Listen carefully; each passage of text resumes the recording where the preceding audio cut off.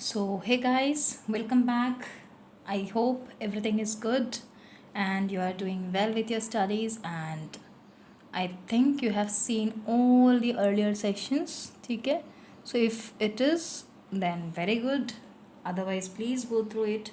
It is very important for you to please check all these sessions because they are very important. If you go through them, then only you will be able to understand the sessions ahead. So most probably this will be our last session on metals non-metals. Question answers will be given to you. Okay, you can just go through them and etc. Fine. So because I have given you a lot of information regarding this topic, so that is why it's very important for me now to wind up here. Okay, so this will be the last session for this chapter. So from next I'll start with a very important topic, very new topic for you, fresh one, so you'll also find it interesting to do. Okay, so now let's start the session. So now yesterday we have seen the extraction of iron. Now we will be seeing the extraction of aluminium. Aluminium is also a very important element because it is also widely used in our electrical appliances and so many other articles. So that is why aluminium will be the important one. So we'll just write the extraction of aluminium. Okay, so how do we do this?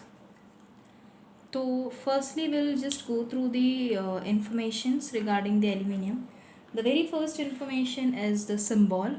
Yes, it is Al and its atomic number is 13, right? So according to this, the configuration will be 2, 8 and 3. Now a little bit of history. Aluminium was basically first it was extracted in the year 1827 from aluminium chloride by treating it with sodium. So this was the compound, that is AlCl3. Okay, it was treated with your sodium and here you get pure aluminium and NaCl will be removed. So aluminium, so this is how aluminium is taken out for the first time in the year 1827. Okay, now the process was bit expensive. Okay, but the only thing which attracted the scientist was it impressed by its property. The aluminium impressed the scientist by its properties. Like metallurgists all over the world attempted to develop a process, for the commercial production because it was expensive. So they were trying to get this metal, that is the aluminium, at the very low rate. Okay, extract this metal at very low rate or commercial production. They were trying for the commercial production. Okay, then but it remained very expensive until 1886. Now in 1886 what happened, ऐसा क्या हो गया, तो there was Heroult in France and Hall in USA succeeded. These two people succeeded in preparing or giving a commercial production of aluminium. ठीक है, they developed independently a process. Independent, they were not talking to each other, they were doing their own process. So by then they have successfully done this and independently they have developed a process for extraction of aluminium. Then in several parts of world these process began. So large scale production of aluminium in several parts of the world started and the name of the process was Hall Heroult process, into extensive use. Okay, so this was there. Then towards the end of 19th century this process was very in common. Now since this process, that is Hall Heroult process, got so famous and very commonly used for the production of aluminium, it is necessary for us to study also this. ठीक है, and this is nothing but the electrolytic reduction of alumina.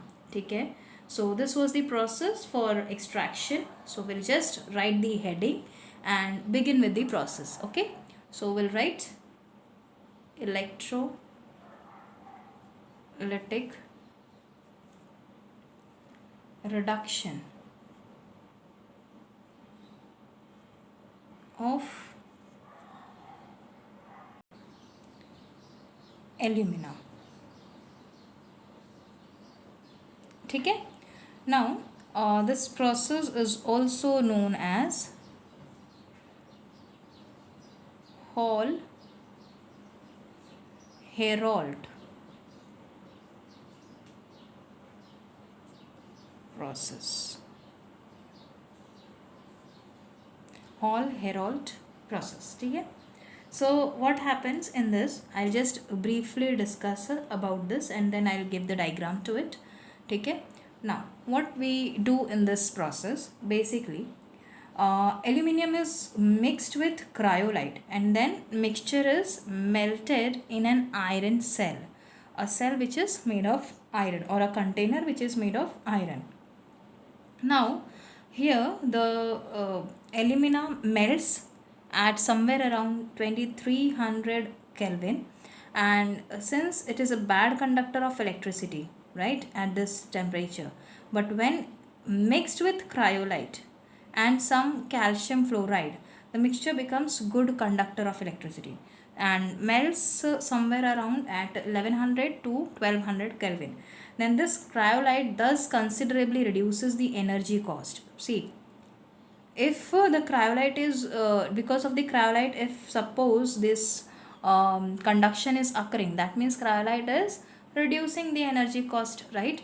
Because alumina is a very bad conductor, right? So that's why we are using cryolite.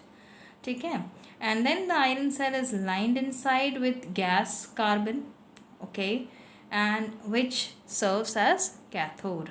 So we can find the container itself is acting as cathode.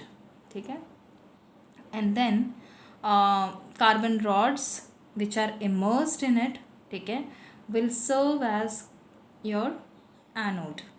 ठीक है, and the electrolyte such as the electrolyte is the one which is actually conducting the electricity for the ionization of the alumina, contains Na plus, then Al3 plus, then F minus, O minus 2, etc. ions, and on passing the electricity you'll find the Al3 plus ions are discharged at cathode, and the ions at the other ions, that is the O2 minus ions, are liberated at anode.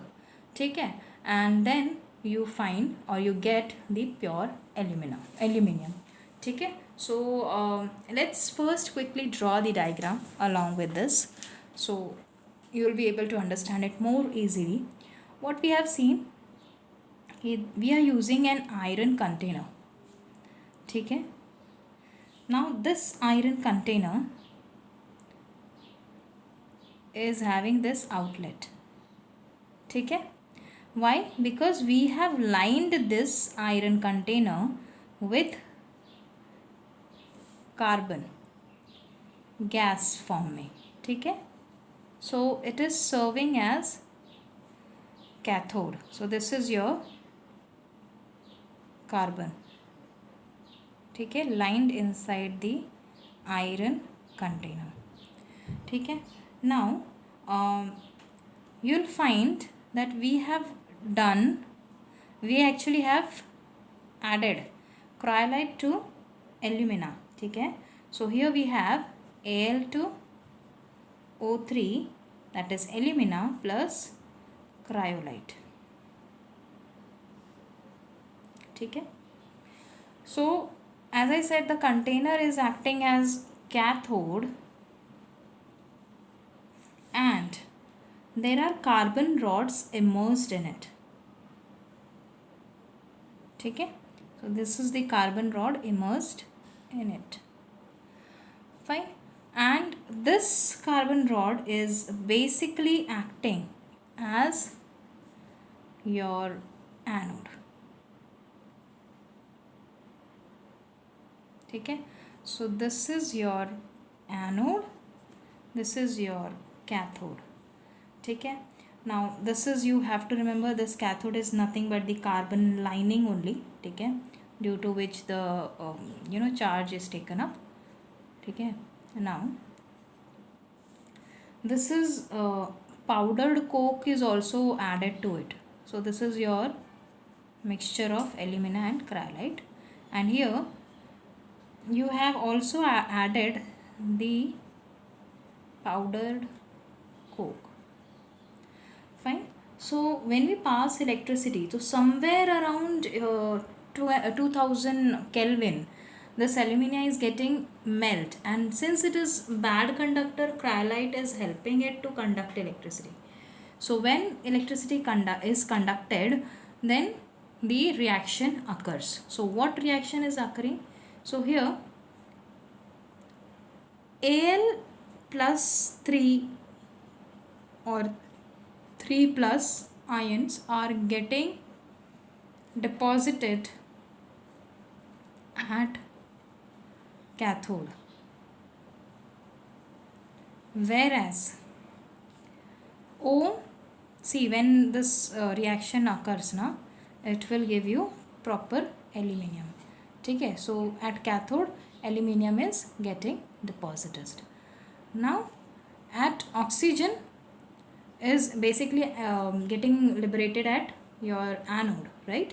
So 2 minus, ठीक है, when it releases the electron, 4 electron, then it forms oxygen, and this is liberated at anode.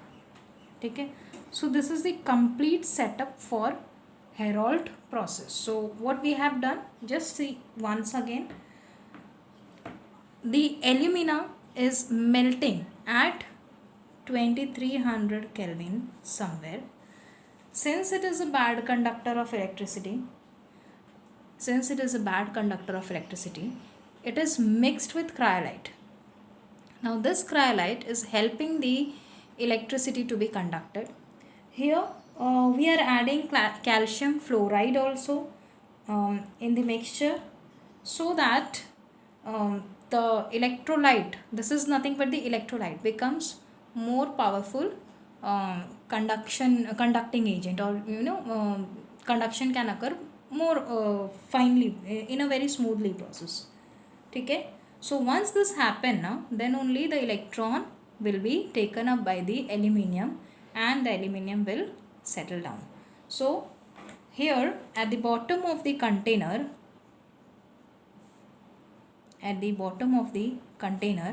this aluminium is deposited, this one. Okay, this aluminium is deposited, so it becomes easy now to take this aluminium, and this aluminium is taken out. So this is very easy and very less expensive process, so this was used. Okay, so this is what is the process given by Hall and Heroult independently, but then finally they were given, the process was given the name of both the scientists, so that okay, so this was the electrolytic reduction of alumina, and this is very small but important. This is even given in your book, according to me, in your NCERT, so please check it and go through it. Now with this, here we are ending up with the chapter, but small discussion I would like to go through is the alloys. Okay, no need to write, but definitely listen the names and the your composition. So brass is an alloy which we have already seen in earlier chapters. So in that we have seen कि copper is somewhere around 80% and zinc is 20%. Basically it is harder than pure copper and zinc. So and ये आज से नहीं, ये बहुत पहले से discover किया गया है. ठीक है. सो और इन्वेंट किया ये जो प्रोसेस है मेकिंग ऑफ अलॉय. ठीक है. तो ब्रास बनाना, तो इसके लिए this is very important to know. And use for making utensils and cartridges etcetera. Then you have bronze. Harappan civilisation से, right. So it contains copper 90% and tin 10%, and it is used for making statues, medals, ships, coins, machines, etc. Then we have solder. Solder is nothing but tin 50% and lead 50%. So the combination of tin and lead in 50-50 gives you solder. ठीक है. And it is used, you might have heard of it also, it is used for joining metals, that is soldering wires and electronic components also. ठीक है. So solder is that. And then duralumin, that is you can say duralumin is nothing but a alloy of aluminium, in which aluminium is 95.5%, copper is 3%, manganese is 1%, magnesium is somewhere 0.5%. ठीक है. So this is basically used in aircrafts and kitchen wares, then automobile parts etc. So duralumin. ठीक है. Then Babbitt metal, that is nothing but your 10-90%, and antimony 7%, then copper 3%. So anti friction lining के लिए इसे use किया जाता है. Then we have German silver. तो जो see many of the jewelleries are not made of Indian silvers, you might have seen. तो why, what is a German silver? It is not at all silver. In fact, it is copper 60%, zinc 20%, and nickel 20%. And we pay for this, high as compared, because this is just copper, zinc and nickel. And basically it is used for making utensils and ornaments etc. Then you have gunmetal. It is made of copper 60% and 10-40%. So this is used in making gears and castings etc. Then you have bell metal. So in bell metal you'll find copper 78% and tin 22%. So it is basically used for making bells and gongs etc. Then magnesium. So magnesium is nothing but aluminium and magnesium ka mixture. Here aluminium is 90% and magnesium is 10%. So it is used in balance beams and light instruments etc. Then pewter is again a mixture of tin and lead, 75% tin and lead 25%. तो जो cups and mugs होते हैं वो इसी से बनते हैं. Then we have other metals also. So for example alloy steels, if you see, तो manganese अगर alloy steel में हम डालें तो it will be extremely hard, resistant to wear. ठीक है. wear and tear. ठीक है. So grinding machines and etc के लिए ये safety purpose के लिए ये यूज़ किया जाता है in these machines. Then if you add chromium and vanadium, ठीक है, at particular percentage in alloy steel, then it is it will have high tensile strength and resistant to stress and torsion etc. Then it is again used for making axle and other parts of the automobiles. ठीक है. Then you have, if you add nickel and chromium to the alloy tin, then it will have again high tensile strength and hard and highly elastic. ठीक है. तो जो armour plate होता है ना, हम लड़ाई वगैरह में यूज़ करते हैं, तो for that is made out of it. So there are many different alloys and you can see around you which you use, and you can search on web about them. We have studied a lot also. So with this our chapter ends. I was thinking of taking question answers, but then I thought ki we have done already a lot of things from this. So that is why I thought of not taking the question answers of this. A lot of theory part is already done. So according to me, you should do the question answers on your own. Okay, we'll be doing the next chapter in the next session. So I think that will be a new one, fresh one, interesting one. So we'll do it from tomorrow onwards. Okay, from the next session, I'll start up with the next chapter. So I hope up till now, whatever has been taught to you is very clear. You are very thorough with it. So if you have any doubt, you can ask me anytime. Your subject related doubts can be easily cleared by me. And if you okay, fine. So you can just ask me the doubts. Okay. So with this, I would like to end up the session. We'll meet in the next session. Till then, bye bye.